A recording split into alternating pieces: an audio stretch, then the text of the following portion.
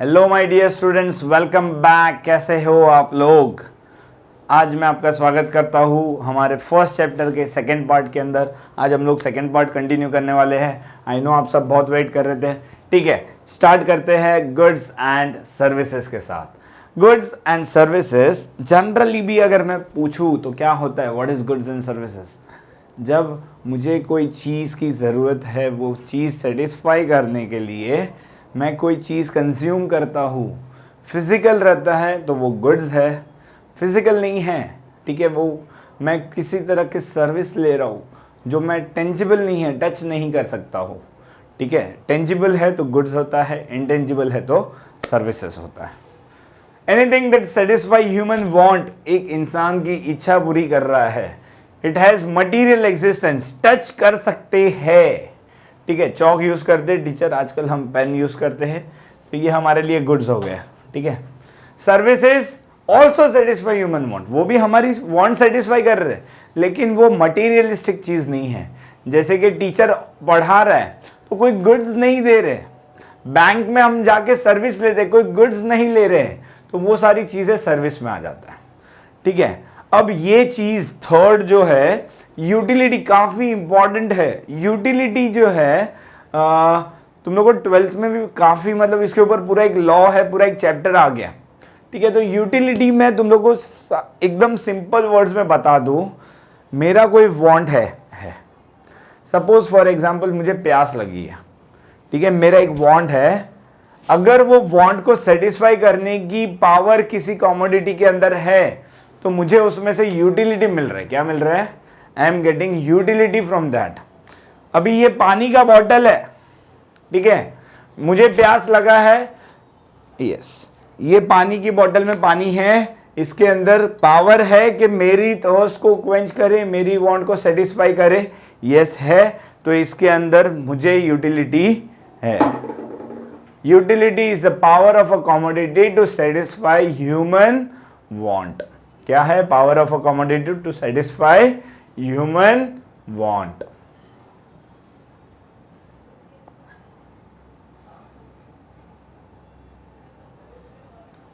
Satisfying power of a commodity is called utility. Value, अभी value क्या होता है? हम लोग बोलते हैं ना वैल्यू नहीं है, इसकी वैल्यू अच्छी आएगी, इसकी वैल्यू कम आएगी। कैसे मालूम पड़ता है? उसके लिए हम क्या कितना सेक्रीफाइस करने को रेडी है, वो उसका वैल्यू होता है। वैल्यू अभी दो चीज़ का होता है, एक होता है वैल्यू इन यूज और दूसरा होता है वैल्यू इन एक्सचेंज। अभी मेरे को बताओ, हम लोग सब सॉल्ट यूज करते हैं, यस, बिना सॉल्ट के कोई चीज़ कभी खाना बनता है, ठीक है, एक्सेप्ट फॉर मिठाई। तुम लोग ऐसा मत बोलना सर मिठाई बनता है, खाना बोल रहा हूँ, मिठाई की बात नहीं कर रहा हूँ। ठीक है, मिठाई ऑफ कोर्स हम लोग उसमें नहीं सॉल्ट यूज़ करेंगे, लेकिन अगर खाना पकाना है तो बिना सॉल्ट के हम लोग खाना पका सकते हैं? नहीं, बहुत फीका होगा, बिल्कुल अच्छा नहीं लगेगा। तो सॉल्ट जो है उसका यूज़, वैल्यू बहुत ज़्यादा है, वैल्यू इन यूज़ बहुत, मतलब बिना सॉल्ट के हम लोग खाना ही नहीं बना सकते, इतना इंपॉर्टेंट चीज़ है वो। वैल्यू इन यूज़ बहुत है। लेकिन सॉल्ट का प्राइस क्या है बताओ? 20 रुपया, 22 रुपया, 25 रुपया। चलो एकदम अच्छा क्वालिटी का लेके आए, पायोडाइज वायोडाइज सब रहता है वो वाला, 40 रुपीज़, 50 रुपीज़ पर केजी, उससे ज़्यादा उसका प्राइस नहीं है। तो वैल्यू इन यूज़ उसका बहुत ज़्यादा है। तो कुछ कमोडिटी का क्या होता है, वैल्यू इन यूज़ बहुत हाई रहता है। अभी दूसरा एक डायमंड ले लो, ठीक है, डायमंड नेकलेस में यूज़ करते हैं, रिंग फिंगर में यूज़ कर सकते, बहुत सारी चीज़ों में यूज़ कर सकते हैं, लेकिन उससे हम लोग को यूटिलिटी क्या मिल रहा है? क्या हो जाएगा? उससे पेट भर रहा है क्या? नहीं। वैल्यू इन यूज़ नॉर्मल, ठीक है, ज़्यादा से ज़्यादा गले में या हाथ में पहन के घूमो बस। लेकिन वैल्यू इन एक्सचेंज, उसका वैल्यू कितना ज़्यादा रहता है डायमंड का, लाखों रुपए में जाता है डायमंड के प्राइजेस। क्या हो रहा है? Value in use come, value in exchange ज़्यादा। वैल्यू इन यूज़ और एक्सचेंज, आई होप तुम लोग को समझ में आ गया होगा। दोनों को मिला के एक आता है पैराडॉक्स। पैराडॉक्स मतलब एक स्टेटमेंट है, एक लॉ है जो बता रहा है कि बहुत सारे गुड्स का वैल्यू इन यूज़ कम होगा लेकिन वैल्यू इन एक्सचेंज ज़्यादा होता है।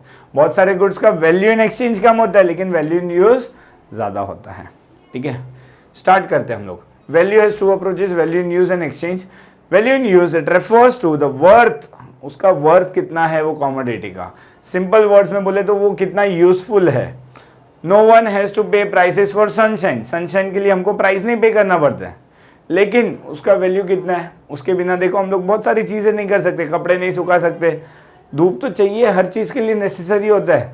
फोटोसिंथेसिस, हम लोग क्रॉप्स उगा रहे, हर एक चीज़ व्हाटएवर, धूप तो ज़रूरी है, ठीक है। हम लोग कभी ऐसे सोच भी नहीं सकते अपनी लाइफ बिना सनशाइन के।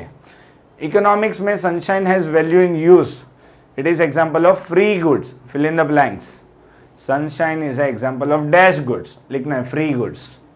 Value in exchange, it refers to the worth of a commodity और services expressed in terms of another commodity. अगर ये चाहिए तो उसके बदले में कितना मुझे देना पड़ेगा, सेक्रीफाइस करना पड़ेगा, ठीक है। अगर मुझे एक डायमंड चाहिए तो कितने पैसे देने पड़ेंगे, एक कमोडिटी में पैसे दे रहा हूं उसके बदले में, ठीक है। Good which commands price is called economic goods, जिसके प्राइस पे करना पड़ता है उसको इकोनॉमिक गुड्स, जो फ्री में मिलता है उसको फ्री गुड्स।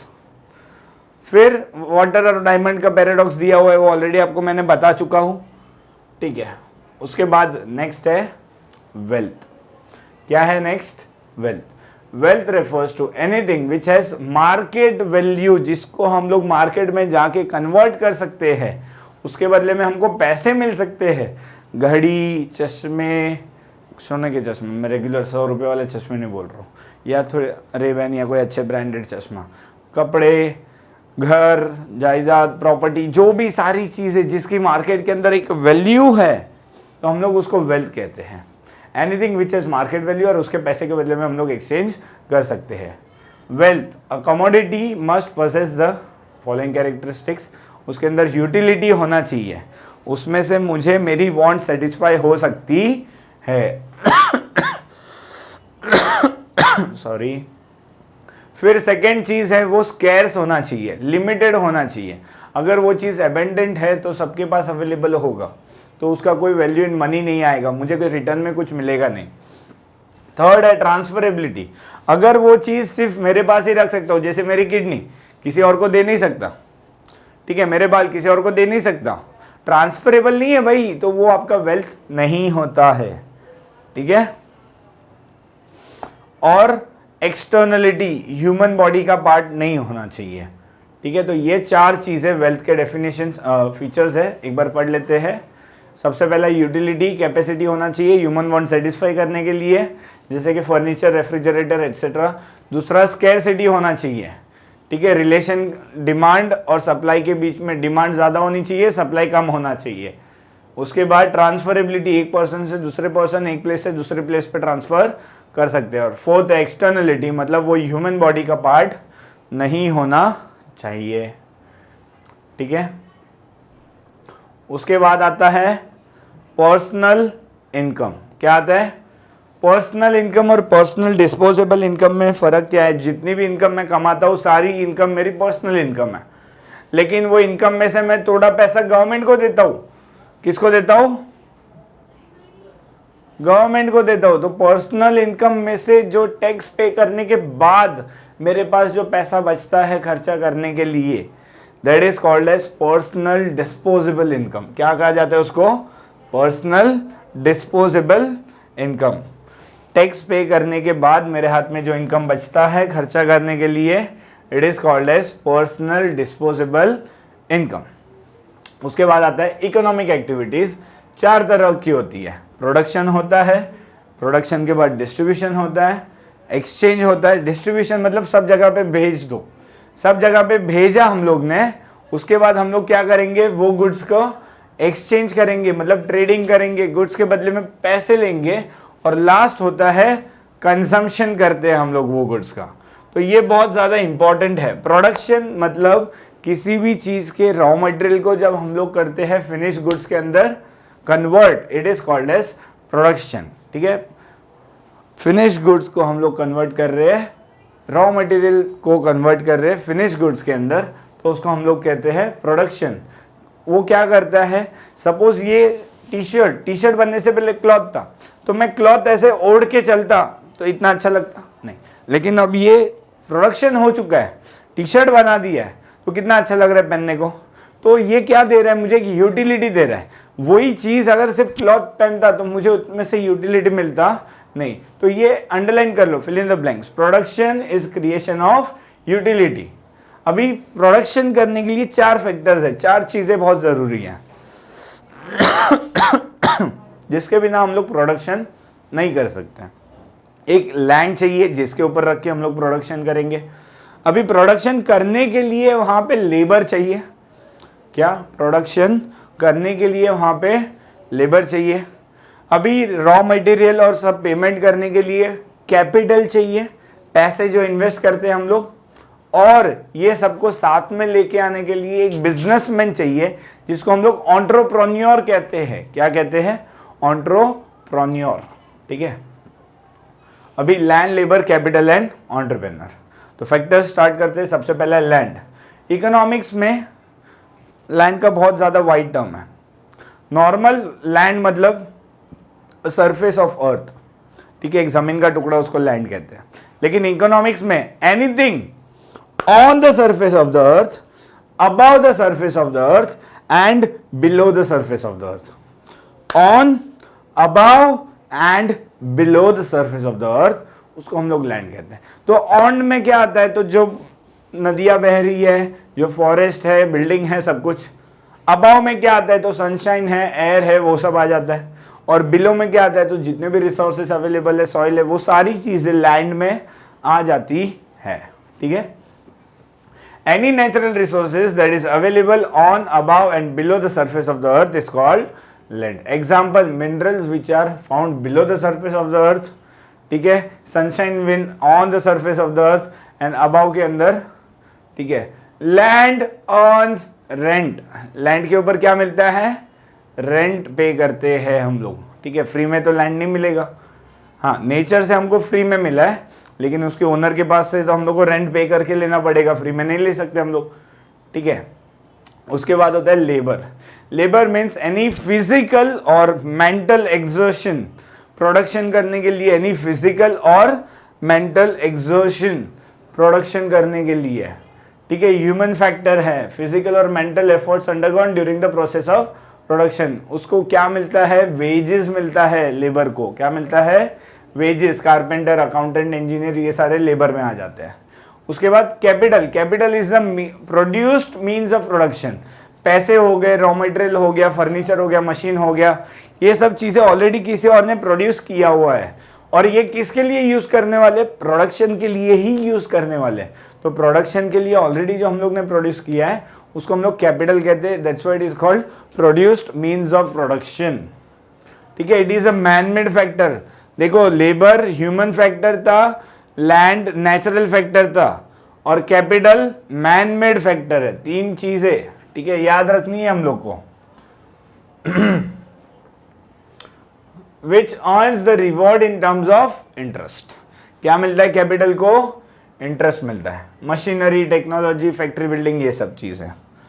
उसके बाद लास्ट सबसे इंपॉर्टेंट है एंटरप्रेन्योर, जो सब रिसोर्सेज को साथ में लेके आता। लैंड अगर कहीं पड़ा होता, लेबर घर पे सो रहा होता, कैपिटल अगर बैंक में पड़ा होता, तो प्रोडक्शन हो पाता?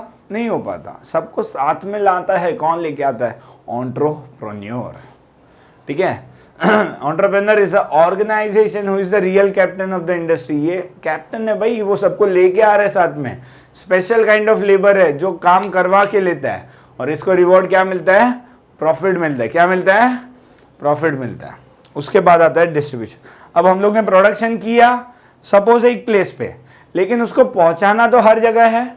तो वो हर जगह पहुंचाने के लिए हम लोग कौन सी इकोनॉमिक एक्टिविटी करते हैं? तो हम लोग डिस्ट्रीब्यूशन करते हैं।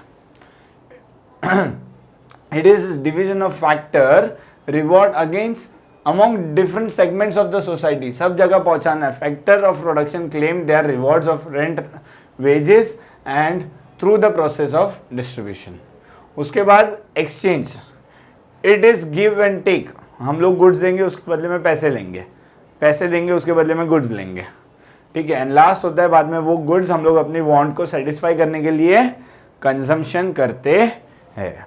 ठीक है। अब माइक्रो इकोनॉमिक्स यहाँ पे अपना कंप्लीट हो गया। अब हम लोग मैक्रो इकोनॉमिक्स, जब हम लोग पूरी इकोनॉमी को साथ में पढ़ रहे, उसको ब्रेक करके, जूम करके, एक एक करके नहीं पढ़ रहे, एज अ होल स्टडी कर रहे हैं, तो उसको हम लोग बोलते हैं macro economics. Macro means large और एग्रीगेट और total. Macro economics is therefore the study of aggregate covering the entire economy मतलब पूरा country, such as total employment कितना है कंट्री का, नेशनल इनकम पूरे कंट्री का कितना है, पूरा आउटपुट कितना है, टोटल इन्वेस्टमेंट, ये सारी चीजें, जनरल प्राइस लेवल, सब मैक्रो पूरे कंट्री लेवल पे हम लोग स्टडी कर रहे हैं। That's why it is macro economics. अभी केनेथ बॉल्डिंग भाई साहब ने वहां पे जैसे माइक्रो इकोनॉमिक्स का बताया था वैसे यहाँ पे मैक्रो का बता रहे। What he is telling, macro economics deals with not with individual के साथ नहीं, but with the aggregates, aggregate मतलब टोटल सबका साथ में, ठीक है, not with individual income but with national income, not with individual price, एक का प्राइस नहीं, general price, not with individual output but with the national output, एक जन का आउटपुट नहीं देख रहे, पूरे कंट्री का आउटपुट देख रहे। That's why it is called as macro economics. ठीक है, क्या कहते हैं उसको हम लोग, मैक्रो इकोनॉमिक्स। ठीक है, अभी basic concepts of national income है। सबसे पहला है नेशनल इनकम, पूरे देश की इनकम जो होती है। ये लोग इनकम कैसे कैलकुलेट करते हैं देश का, तो जितने भी गुड्स एंड सर्विस प्रोड्यूस हुए हैं सबका टोटल करेंगे तो हमको नेशनल इनकम मिल जाता है। The total value of all the final goods and services produced within the country. ठीक है, तो national income this reveals the total economic performance of the nation, हमारी कंट्री का परफॉर्मेंस कैसा है। It is referred to as total income of a country. In the economic sense national income is the aggregate monetary, total aggregate आएगा मतलब total money value. ठीक है, all the final goods and services जितने भी produce हुए हैं उसका monetary value निकालेंगे हम लोग। क्या निकालेंगे, monetary value during a year, पूरे साल में जितने भी गुड्स एंड सर्विस प्रोड्यूस हुए हैं उसका जब मॉनिटरी वैल्यू निकालते हैं हम लोग, it is called as national income. Definition तुम लोग को पढ़ने की जरूरत नहीं है। अब आता है सेविंग्स। जैसे हम लोग इनकम है तो इनकम में से कंजम्पशन के बाद कुछ बचेगा, इट इज कॉल्ड सेविंग।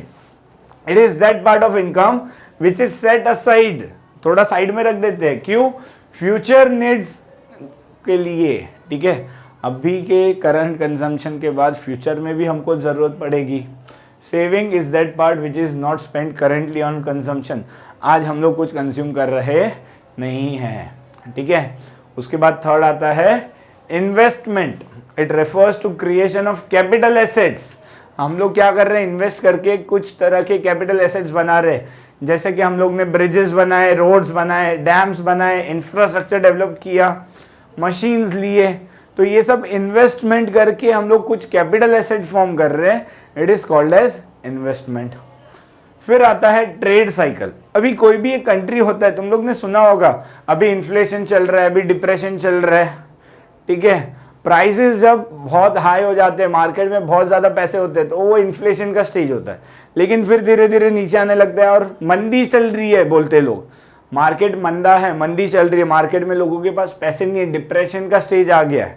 ठीक है, डिफ्लेशन, तो वो क्या हो जाता है, नीचे आ रहा है, फिर वापस धीरे धीरे वो ऊपर जाने लगता है। तो ये जो पूरा साइकिल है हमारी इकोनॉमी के अंदर, उसको हम लोग ट्रेड साइकिल बोलते हैं। क्या कहते हैं, ट्रेड साइकिल। उसमें इन्फ्लेशन और डिप्रेशन दो सबसे इंपॉर्टेंट है। इन्फ्लेशन मीन्स मार्केट में बहुत पैसे है, सब अच्छा चल रहा है, ठीक है, प्राइसेस बहुत हाई है, और डिप्रेशन मीन्स मार्केट में पैसे नहीं है, प्राइसेस कम है, फिर भी लोग खरीद नहीं रहे, डिमांड नहीं है, उसको हम लोग डिप्रेशन कहते हैं। ठीक है, ट्रेड साइकिल्स आर फ्लक्चुएशंस, ऊपर नीचे जो होता रहता है, ups and downs in the overall economic activities. क्या होता है अप्स और अप्स मतलब इन्फ्लेशन, डाउन मतलब डिप्रेशन। ठीक है, फिर आता है दो इंपॉर्टेंट चीजें, economic growth and economic development. जब हम लोग क्वांटिटेटिव टर्म्स में बढ़ रहे हैं, हमारी कंट्री एज अ होल ज्यादा क्वांटिटी प्रोड्यूस कर रही है अभी, ठीक है, तो it is called as economic growth, क्योंकि उससे हमारा नेशनल इनकम बढ़ रहा है, तो वो इकोनॉमिक ग्रोथ हो रहा है। लेकिन जब हम लोग qualitative standard of living, health, हमारे लोगों का एजुकेशन, हमारे लोगों का क्या बोलते हैं स्पैन ऑफ लाइफ बढ़ रहा है, तो क्वालिटेटिव चेंज भी आ रहा है। अलॉन्ग विथ नेशनल इनकम बढ़ने के साथ हम लोग का क्वालिटेटिव चेंज भी होता है, तो उसको हम लोग इकोनॉमिक डेवलपमेंट कहते हैं। तो जब इन टर्म्स ऑफ क्वांटिटी होता है it is called economic growth, in terms of quality होता है तो it is called is economic development. दोनों रिलेटेड है, इसके लिए साथ में पढ़ा है। The term economic growth has quantitative dimension in simple words economic growth means an increase in the real national income. क्या बढ़ रहा है? मेरा नेशनल इनकम बढ़ रहा है over a given period of time. Economic development में वाइडर है, थोड़ा क्वालिटेटिव डिमेंशन दिया हुआ है। Economic development implies economic growth, वो तो हो ही रहा है, प्लस प्रोग्रेसिव चेंजेस, लोगों को जॉब ज्यादा मिल रही है, लोगों का हेल्थ अच्छा है, स्टैंडर्ड ऑफ लिविंग बढ़ रहा है, ठीक है। तो ये ग्रोथ के साथ साथ प्रोग्रेसिव चेंजेस लेके आ रहा है, that's why it is called as economic development, ठीक है। बहुत ज्यादा इंपॉर्टेंट है economic growth and economic development. इसी के साथ हमारा ये चैप्टर भी यहाँ पे खत्म होता है, हमारा वीडियो भी यहाँ पे एंड होता है। अगर आपको वीडियो अच्छा लगे हो तो लाइक करो, शेयर करो और सब्सक्राइब करो। Thank you my dear students.